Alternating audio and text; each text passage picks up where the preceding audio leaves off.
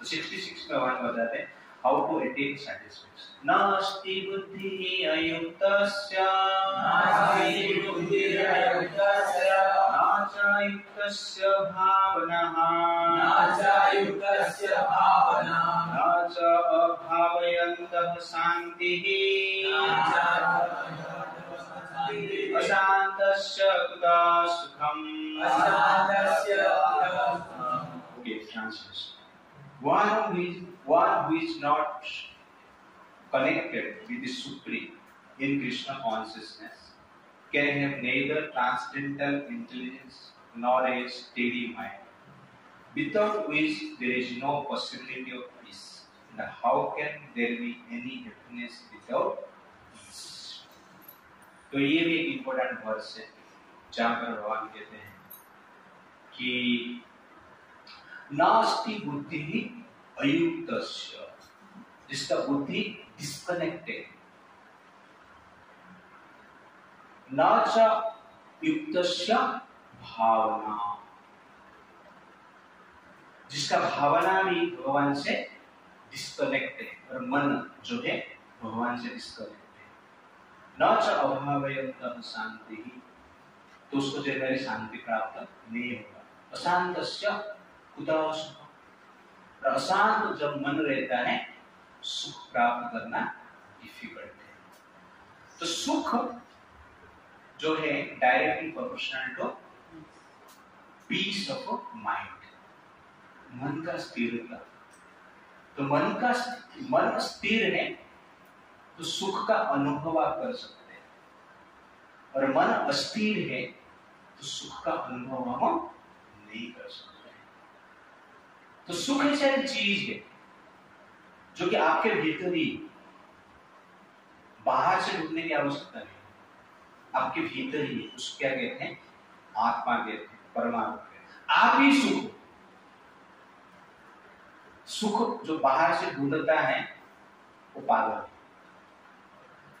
क्योंकि सुख ही सुख को ढूंढ रहा है। इस प्रकार हो गया, आप ही स्वयं सुख का अंश हो। स्वयं सुख, सुख का सुप्रीम सुख और सुख का अंश दोनों भीतर ही, लेकिन हम क्या कर रहे हैं? सुख बाहर ढूंढ रहे हैं। तो हम कहने का अर्थ है हम सुख से डिस्कनेक्ट हो गए। भगवान के साथ हमारा कनेक्शन नहीं, परमात्मा के साथ हमारा कनेक्शन नहीं, क्योंकि परमात्मा ही सुख है और वो कनेक्शन नहीं है, इसलिए मन क्या है? अशांत है। कि वो सुख को अनुभव करने के लिए जो मीडियम है, अभी परमात्मा के साथ आपको कनेक्शन करना है, आत्मा के साथ कनेक्शन होना है, तो उसके लिए जो मीडियम क्या है? माइंड है। Mind is the medium. यहाँ पर नाच अयुक्तस्य भावना मतलब मन। तो मन इज द मीडियम, उसके थ्रू आत्मा और परमात्मा के साथ अभी कंडीशन लाइफ में आप कनेक्ट हो सकते हैं। लेकिन मीडियम ही दूषित रहेगा तो कनेक्शन संभव नहीं है। तो मीडियम जब शुद्ध रहेगा तब उस शुद्ध अवस्था को, मन का जो शुद्ध अवस्था है, उसको क्या कहते हैं?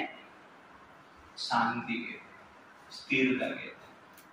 और स्थिर मन में आप परमात्मा को देख सकते हैं, आत्मा को देख सकते हैं, और उसके भीतर उसके द्वारा एक प्रकार की स्पेशल सैटिस्फैक्शन का अनुभव करते हैं, जो कि सेल्फ रियलाइज सोल ये कार्य कर पाते हैं। अदरवाइज बाकी सब लोग स्ट्रेस में रहते हैं। और इस कनेक्शन रहेगा तो ही हम क्या कर सकते हैं? सक्सेस प्राप्त नहीं कर सकते। और ये कनेक्शन नहीं रहेगा तो सक्सेस नहीं मिलेगा। तो इसलिए भगवान कहते हैं नास्ति बुद्धि अयुक्तस्य, जिसका बुद्धि भगवान के साथ कनेक्टेड है, जिसका भावना मन भगवान के साथ कनेक्टेड है, वो व्यक्ति जनरली क्या है? उसका मन अस्थिर है, और अस्थिर मन में व्यक्ति शांति प्राप्त नहीं कर सकता। तो एक राजा थे, उनका नाम है चित्रकेतु महाराज। क्या नाम है? चित्रकेतु। तो चित्रकेतु महाराज शादी की, उनके मन में ऐसा इच्छा था कि एक बेटा होना चाहिए। एक शादी की बेटा नहीं हुआ, दूसरा शादी की, बेटा नहीं हुआ। तीसरा शादी की, बेटा नहीं हुआ। कितना स्ट्रेस में रहेगा आप सोचो। 100 शादी की, बेटा नहीं हुआ। 1 लाख शादी किए, बेटा नहीं हुआ। 1 करोड़ शादी की, बेटा नहीं हुआ। कितना शादी किए? 1 करोड़। चित्रकेतु महाराज का 1 करोड़ वाइफ। सबका नाम भी उनको याद था। ओके, 1 करोड़ वाइफ हो गया, लेकिन शांति नहीं मिली, क्योंकि बेटा नहीं। अस्थिर मन। कितना स्ट्रेस रहेगा आप सोचो। जो बेटा के लिए 1 करोड़ शादी कर सकता है, तो उसका स्ट्रेस 1 करोड़ का ही रहेगा। ओके ना? पर वास्तव में कौन है? पूरा संसार में 1 ही करोड़पति, वो है चित्रकेतु महाराज। करोड़पति 1 करोड़ भाई, वास्तव में वो करोड़पति, लेकिन 1 करोड़ का दुख भी उनके मन में कि अशांत दुखी। अंत में भगवान की कृपा से उनके जो बड़ी रानी थी, सबसे पहले जिसको शादी की, उनके गर्भ से एक संतान प्राप्त। 1 करोड़ का खुश, 1 करोड़ का शांति उनको प्राप्त हुआ। इतना खुश हो गए, बच्चे के साथ, बड़ी रानी के साथ भी रहे। बाकी जो रानियां थी उनको ऊपर ध्यान ही नहीं। तो बाकी रानी ने सोचे कि ये महाराज आज तक सबके ऊपर ध्यान दे रहे थे, बेटा जब से हुआ तब से हमारे ऊपर ध्यान ही नहीं दे रहे। एक दिन सब लोगों ने विचार करके उस बेटे को विष पिला दिया और बेटे का देहांत हो गया। राजा सिंहासन में बैठकर बेटा हुआ करके प्रसाद बांट रहे, और न्यूज आया कि बेटा का देहांत हो गया। तुरंत जाते हैं अंतपुर में, देखते हैं बेटा मुर्दा। बाकी रानियां सब रो रहे हैं, और उसको देखकर चित्रकेतु महाराज सेंसलेस हो जाते।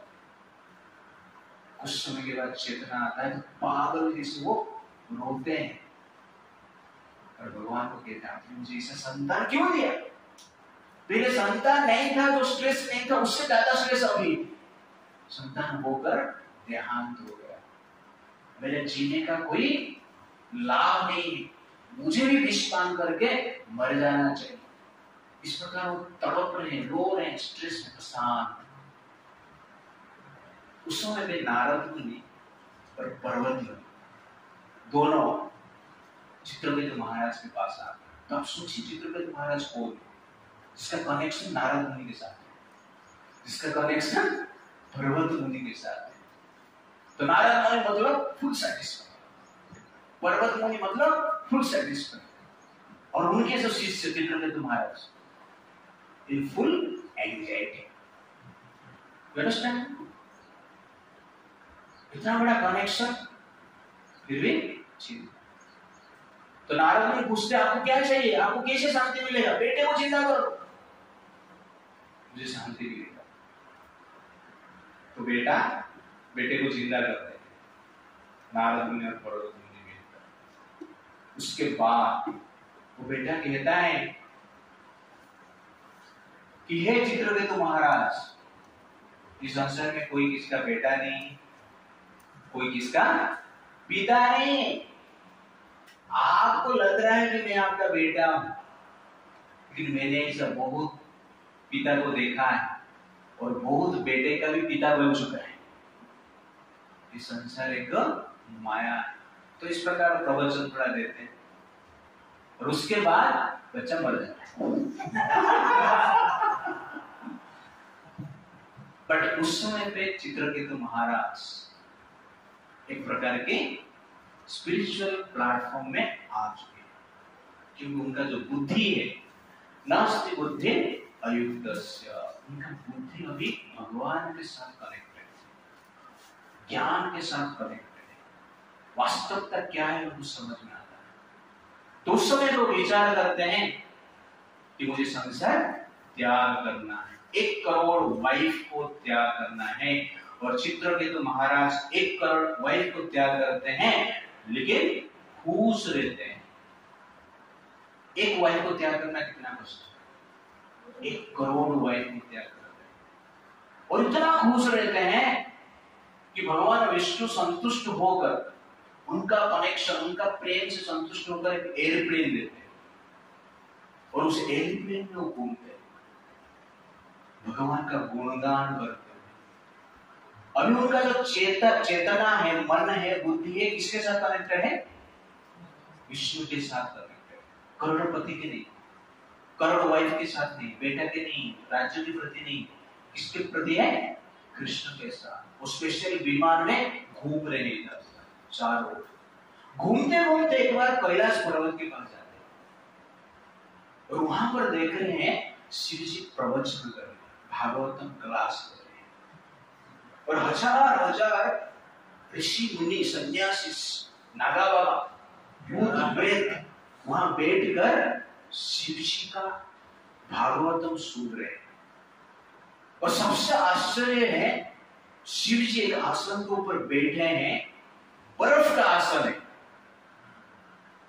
और शिव जी केवल एक मुर्ग का जो चमड़ा है उसको ही पहने और माता पार्वती को जंगल पे बिठाए हैं और प्रवचन दे रहे हैं कि संन्यास क्या होता है, okay, how to control senses, इंद्रियों कैसे नियंत्रण करना है, स्त्री से कैसे बचना है, स्त्री का आकर्षण से कैसे बचना है, प्रवचन दे रहे हैं और जंगल के ऊपर पार्वती को बिठाए।